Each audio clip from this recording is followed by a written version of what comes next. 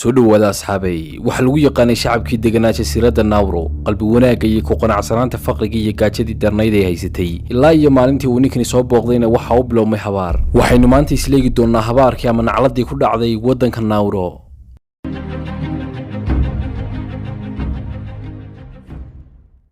waxaynu dib ugu laabanaa sanadii 1900 iyo jasiiradii Rogooni u taala dhacdana waqooyiga bari ee waddanka Australia laguna magacaabo Nauru waana deegaan aan eeriyadiisu ka badnayn 22 kilomitir oo ay ku nool yihiin kaliya 10,000 oo qof dadkan jasiiradan degan waxay ku noolaayeen kalluumaysiga ilaa mar dambe uu yimi caalimkii Sir Albert Fuller isagoo uu siday war wax walba dhanka kale u bedeli doona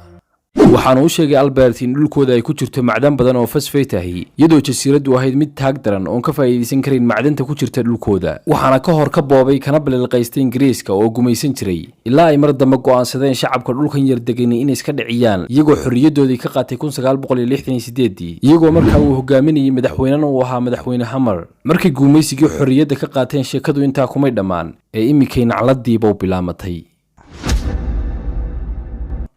sidaynu markii hore sheegnay waxa jasiiradan yar ku nool 10,000 oo qof lacagta ay ka helayeen iibinta fosfate-kuna aad ay u badnay waxaanay gaadheen heer isku filnaansho oo aanay ka warwareen bixinta lacagaha korontada iyo biyaha iyagoo noqday lacag la'aan xitaa shaqooyinkii kalluumaysiga ay qaban jireen mar dambe uma baahan waxaanay dawladdu soo saartay in iibinta macdanta ay u xil saartay khubaro Chinese markii lacag badan ay heleen ay gaadheen heer uu adeega caafimaadku lacag la'aan waddanka ka noqdo halka sidoo kalena xukuumaddu ay diideen gabi ahaanba cashuur dadka laga qaado waxaanay saa ku noqotay jasiiradii bogga iyo beerku gaajada awgeed isku dhaganaa waddan ay malaayiin dad ay ku riyoodaan inay maalin aadaan waxaanay dawladda waddanku shaacisay in hablo laga soo qaado qaaradda Asia si ay uga shaqeeyaan una nadiifiyaan guri kasta oo waddankan ku yaala waxaanay dawladdu muwaadin kasta siisay qalabka guryaha la dhigo sida shaashadaha waaweyn mishiin qaboojiya qalabyo kale oo koronto ku shaqeynaya iyo sidoo kale gawaadhi dadkii meesha deganaana siday u dabaaldegayeen way kibreen ilaa ay markii dambe yeesheen caadooyin xunxun oo maalinle ah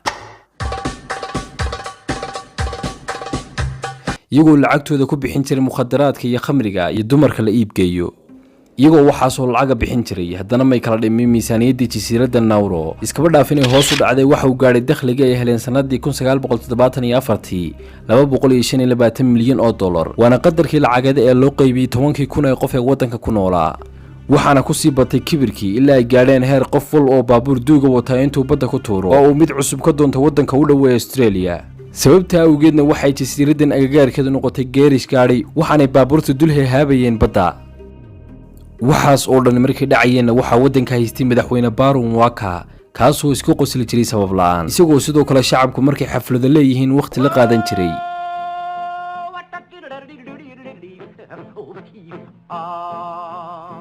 amal la'aanta ka jirta waddankuna markay badatay waxay dadkii qandaraas ku qaateen ka shaqaynta khamrada iyo dumarka dawladduna waxay garan weyday waxay ku qabato lacagta badan ee gacanta ay ku hayso waxaanay ku maalgeliyeen mashaariic aanay wax magaratadu gasheen sida aasaaska shirkad diyaaradeedii huwaneed magaca jasiiradda Nauru diyaaradahaas oo rakaab raacaba waayay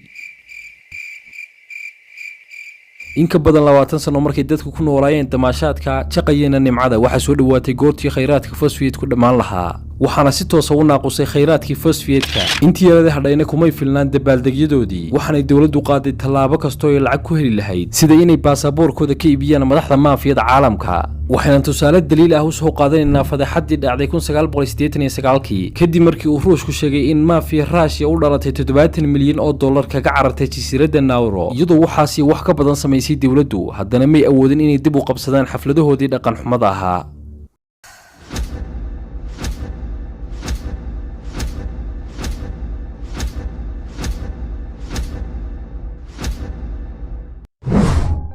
waxa burburay caafimaadkii dadka sababo la xiriira sida xad dhaafka ah ee wax u cuni jireen waxaanay noqotay Nauru meesha dadka ugu caylisan adduunka ay joogaan iyagoo ragga tirakoobkoodu noqday 97% halka dumarkuna ay ku dhadhawaayeen waxaanu noqday cudurka sankarowga koobaad ee dadka halkaasi u dhintaan waxaana arrinkaasi wacan u taabtay documentary ay BBC CDC oo ciwaan uga dhigtay meesha ugu baruurta badan adduunka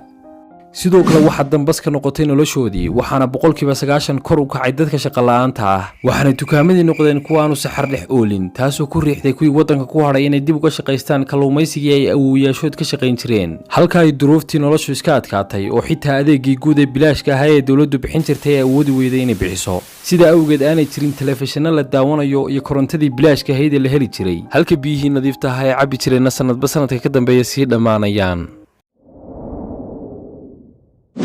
waan idin salaamay magacaygu waa baaruun waaka waxaan idinka raali gelinayaa inaan idin siin fiisayaal bilaash oo ku timaadaan jasiiradeedu bariga barwaaqada ahayd balse imika qof kastoo fiidiyowgan la isaara hal xabo oo kalluun ama malaay ayuu leeyahay